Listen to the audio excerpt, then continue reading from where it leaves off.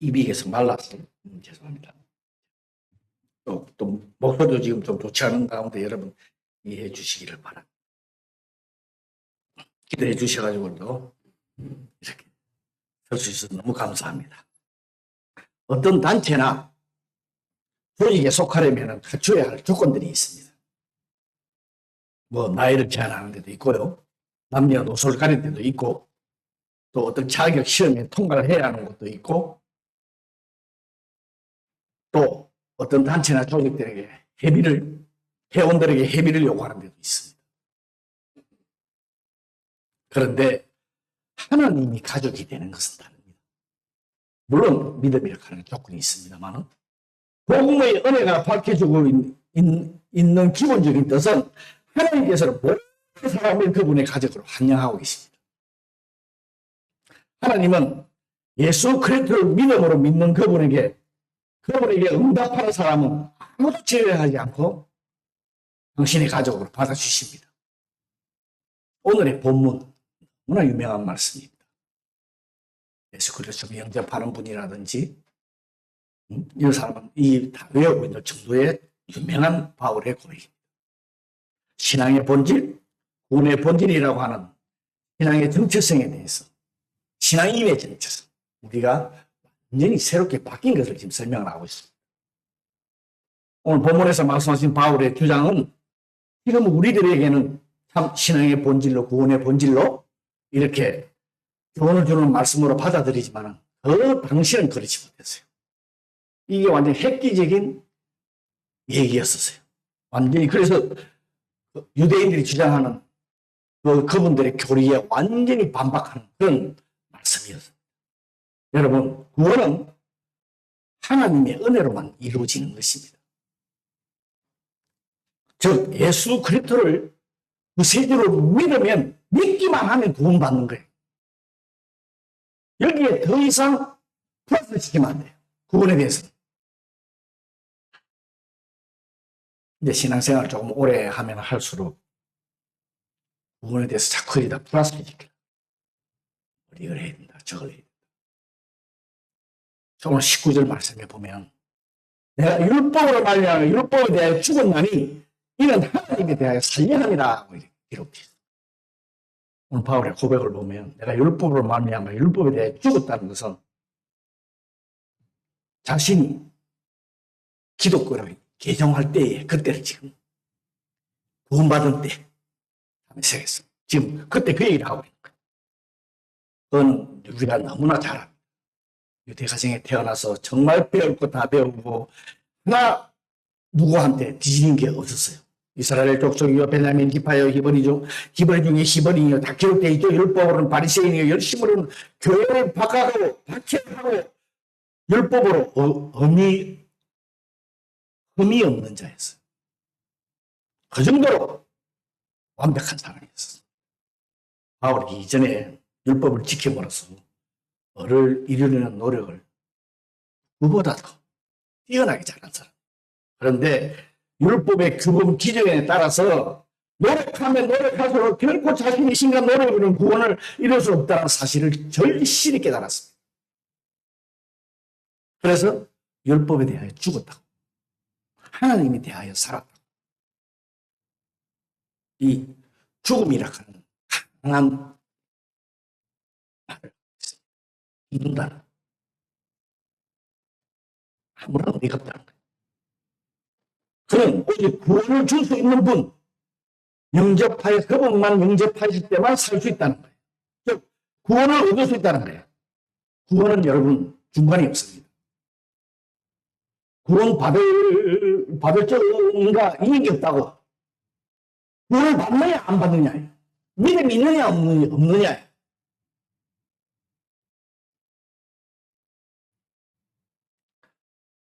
구원받을 때 우리가 하나님의 백성이 되기 위해서는 지금 오늘 고백을 보면요, 우리가 믿기 전에 옛날에 가지고 있던 고정관념, 자기 생각들을 다 깨부셔야 된다는 거예요. 그래야 하나님 백성이 될 수 있는 거예요. 이전의 고정관념에 대해서 시작에서는 예수님께서도 마태복음에 보면 말씀하셨어요. 새 포도주 비유를 하시죠. 가죽 부대에 새 포도주는 새 가죽 부대에 넣어야지. 헌 포도주에 넣었다가 다 망가진다. 새 가죽 부대에 새 부대를 대해서 말씀하고 계시는 거하고 똑같습니다. 낡은 생각, 사고방식을 버리지 않으면 생명의 말씀인 복음을 받아들일 수 없다. 그리고 또 자기 딸이 받아들인다고 해도 기쁨을 누릴 수 없는 신앙생활. 그러므로 성도라고 하면요, 율법적인 이전 사고방식에서 하나님의 은혜의 새로운 사고방식, 정체성이 완전히 바뀐 사람들. 예수 그리스도를 믿는다 하는 것은 여러분 이 세상 사람들 아니에요. 마음속의 정체성이 하나님 사람으로 완전히 바뀐 사람. 우리 모두가 이걸 자각하면서 살아가요. 이 우리의 정체성을 우리는 경험을 해야 돼요. 자기 경험을 해야 됩니다. 이 정체성은 예수 그리스도께서 우리를 대신해서 십자가에 죽으심으로 우리에게 보장해 주신 거예요. 그런데 여러분, 나의 죄를 대신해서 십자가에서 죽으셨다는 것을 온전히 이 인식하느냐 안 하느냐가 굉장히 중요합니다. 오늘 바울도 죽음이라 하는 하나님으로서 산다, 율법으로 죽는다 하는 죽음하고 삶의 두 개를 지금 비교를 하고 있어요. 이걸 온전히 인식 안 하면 죄에서 자유함을 있는 신앙생활을 못합니다. 그래서 바울은 20절에 보면 내가 그리스도와 함께 십자가에 못 박혀 죽었다. 율법에 대해서는 죽은 자신을 체험을 율법에 대해서 죽은 것을 지금 설명하고 있는 거예요. 믿음이라는 것은 이런 겁니다. 실제로 자신이 십자가에서 못 박히지 않았지만은 믿음으로 예수님의 십자가의 처형을 자기 것으로 받아들인다 하는 이 말씀이에요.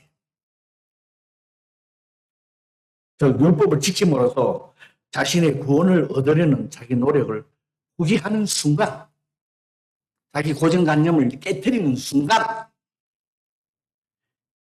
예수님께서 십자가에 죽으시고 무덤에서 3일 계시다가 부활하신 사건을 자기 것으로 간주할 수 있는, 이 인간의 생각으로 이게 이해가 안 되죠.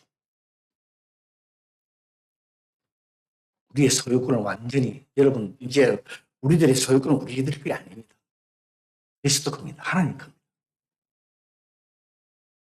다 넘겨드리고 살아가요. 그래서 그런 적 이제는 내가 사는 것이 아니고 오직 내 안에 그리스도께서 사시는 것이라고 고백을 하고 있습니다. 그런데 바울은 고린도전서에 보면은 자신의 육체, 즉 자신의 몸까지도 하나님께서 값으로 산 것이기 때문에 자신은 더 이상 존재하지 않는다 하는 이런 유명한 고백을 하고 있어요. 내 심령뿐만 아니라 내 몸 전체로 하면 그런 그리스도 거라는 거예요. 여러분은 이 부분을 어떻게 생각하고 있습니까? 우리 자신의 몸까지도 하나님 것이라고 생각을 하며 살아가요? 이제 바울은 자신이 죽었기 때문에 율법을 지킬 수 있는 자신의 자아가 완전히 없다는 거고, 그리고 자기가 선을 행하는 모든 선도 자신이 행하는 것이 아니라는 거예요. 모든 것이 그리스도 하나님의 것이니까 하나님께서 하시는 거니까. 자기가 자랑할 게 하나도 없다는 거예요. 그러니까 교만할 수가 없다는 거예요. 자기 자신은 없다는 거예요. 이런 지금 고백을 하고 있습니다.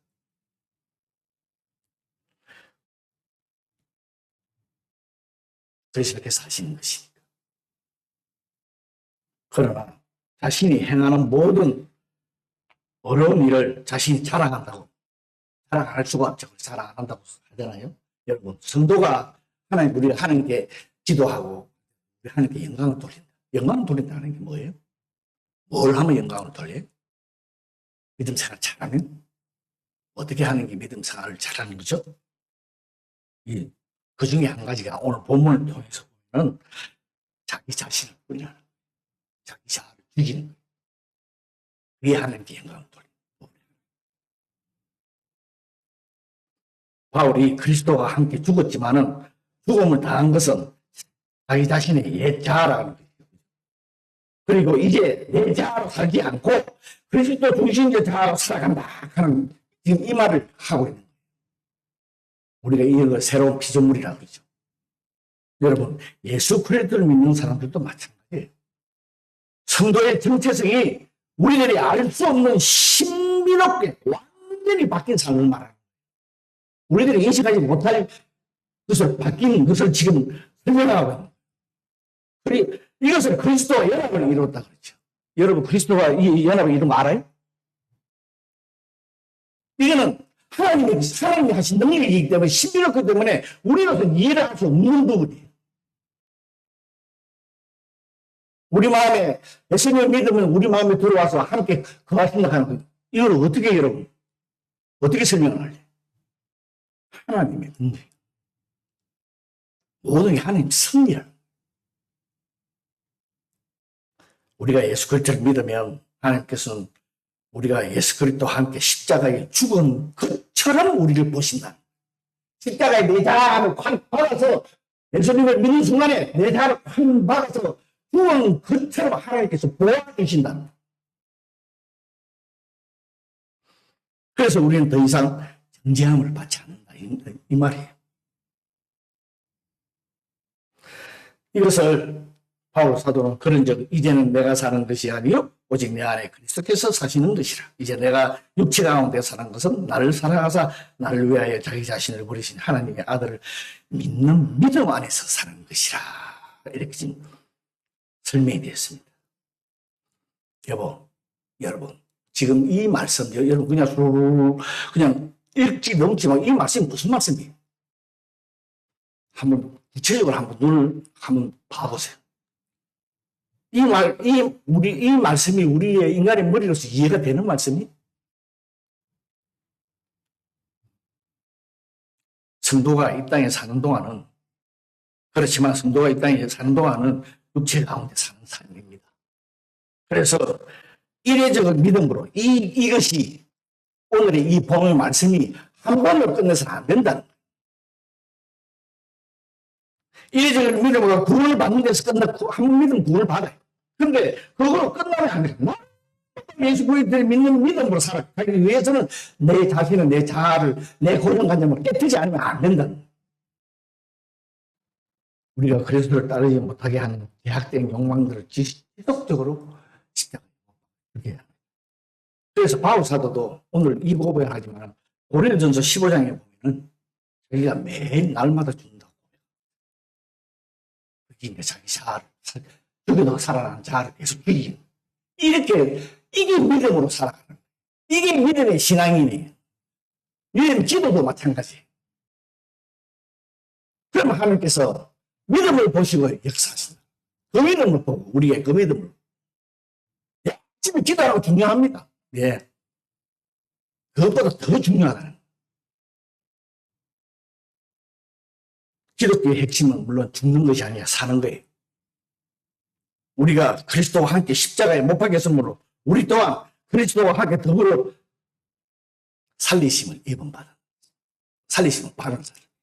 이것도 여러분 이런 거예요.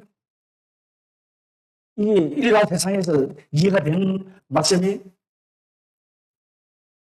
하나님이 하신다. 그래서 우리는 하나님과 화목하게 되어서 자유함 가운데서 그리스도의 형상으로 이렇게 자라는 사람들입니다. 우리 대단한 사람들입니다.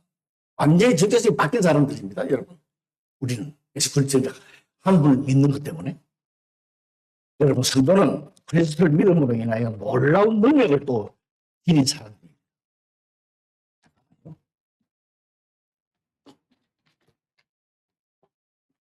왜? 그리스도께서 내 안에 계시니까. 내 능력이 아니야. 지금 우리 교회가 하나님 앞에 올바로 서려고 기도하고 있습니다. 제가 기도는 우리들이 필요한 것을 하나님께 간구하는 것이 아니라 우리가 잘못된 것을 하나님께 올바로 세우기 위해서 하는 게 기도예요. 나 자신을 펴서 하나님 다 일반 우리 생활 다 아시요. 우리 자신들, 우리 교회에 또 우리 목사를 비롯해서 모든 성도가 잘못된 거 하나님 앞에 올바로 세우려고 지금 기도를 하는 거예요. 기도의 중요한 목적은. 그래야 하나님께서 모든 것을 역사해 주시기 때문에 그걸 위해서 지금 기도하고 있습니다. 그런데 이렇게 되면 물질로 악한 것이 물론 당연히 방해를 합니다. 올바로 생각하려고 하니까 당연히 악한 것이 방해할 때가 있습니다. 여러 가지 방해를 하고 있습니다. 여러분, 성도가 기도하는 것. 그렇게 생각하시면 안 됩니다. 성도 자신이 기도하는 게 아니에요. 내 인간의 입으로 기도하는 게 아니라니까. 그리스도께서 하나님께 드린 기도라고, 그런 기도라니까. 믿음으로 드리는 기도 하나님께서 꼭 응답하신다고 기록되어 있어요. 그래서 제가 어저께부터 금요일 날 저녁 때부터 몸이 안 좋았어요.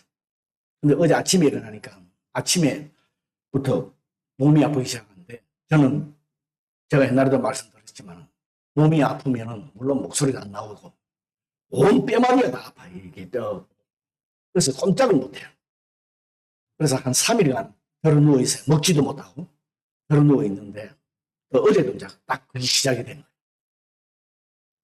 그런데 또 이건 이제 내 생각에, 나도 이 아프면 이 주일날, 내일 주일인데, 주일날 우리 예배 드려야 되는데, 이걸 어떡하냐. 3일 아프면 안 돼. 근데요, 갑자기, 그래서 또, 목사는 아프다 하는 걸 성도들한테 얘기를 잘 안 해요. 그러면 걱정을 하니까. 근데, 누워서 기도하고 있는데, 이 생각이 딱, 오늘 이 맞은 생각이 딱 나는 거예요. 나의 고정관념이라는 거, 3일 아프다 하는 거, 내가 그런 것이 주는 거다. 네가 아니다, 그거. 그것을 믿음을 방해하는 거다. 그 생각이 딱 드는 거예요. 그래가지고, 핸드폰을 들고, 음성으로 카톡하는 거 있잖아. 그걸 이제 눌러가지고 음성으로 한 거예요. 그래가지고, 우리 성도들의 믿음의 기도, 힘이 있어 하나님께서 하시니까 분명히 낫게 해주실 거야. 하면서 내가, 그래서 제가 올린 거예요. 그래, 여러분도 물론 기도하셨겠죠. 저도 했지만. 그래, 어제 저녁 때 되니까 몸은 아직 안 좋아요. 근데 뼈마디 아프게 싹 사라졌어요. 얼마나 감사한지 몰라요. 기도의 능력이라는 게, 믿음이라는 게 이거라니까. 내 생각, 내 고정관념을 내려놔야 돼.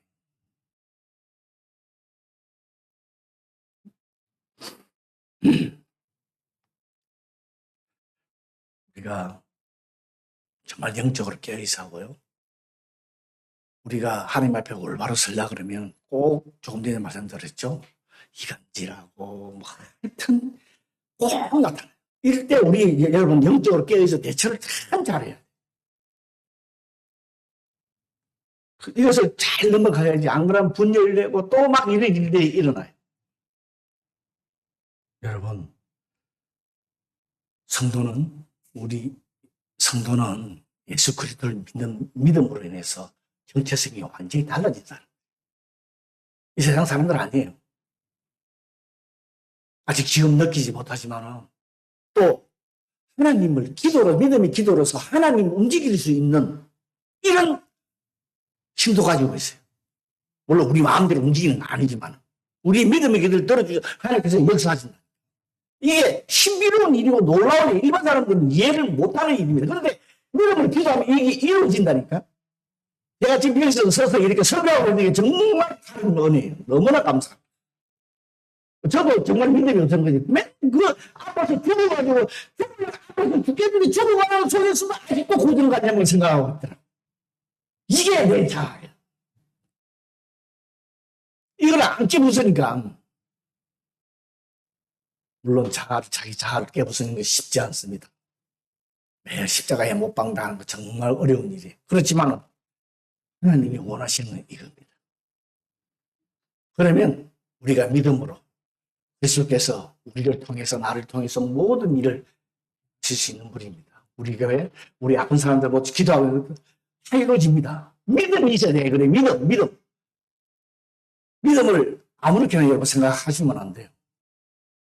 그걸 위해서 자기 자신을 자기 자아를 고정관념을 십자가에 못 박는 저와 여러분이 되기를 바랍니다. 그래서 우리의 몸된 교회가 주님이 원하시는 귀한 뜻대로 나아갈 수 있는 우리 모두들에게 기도합니다. 여러분 기도해 주셔서 정말 감사합니다. 우리 다 같이 한번 기도하겠습니다.